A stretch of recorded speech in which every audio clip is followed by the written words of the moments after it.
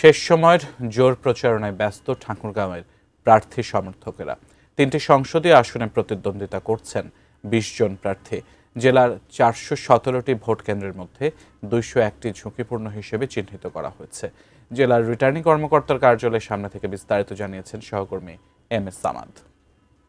শেষ ভাগে শীতের দাপট কিছুটা কমলেও নির্বাচনী আমেজ দিয়েছে বাড়তি উষ্ণতা।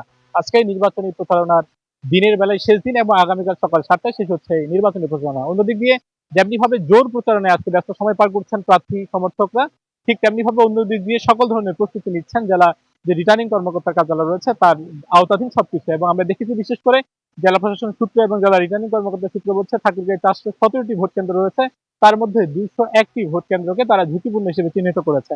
ঠাকুরগাঁও সদর উপজেলায় ১৮৫টি ভোট কেন্দ্র রয়েছে, তার মধ্যে ৯২টি ঝুঁকিপূর্ণ হিসেবে চিহ্নিত করা হয়েছে। এছাড়া ঠাকুরগাঁও ২ আসনে ১০৪টি ভোট কেন্দ্রের মধ্যে ৪৬টি এবং ঠাকুরগাঁও ৩ আসনে ১২৮টির মধ্যে ৬৩টি ভোট কেন্দ্রকে ঝুঁকিপূর্ণ হিসেবে চিহ্নিত করা হয়েছে।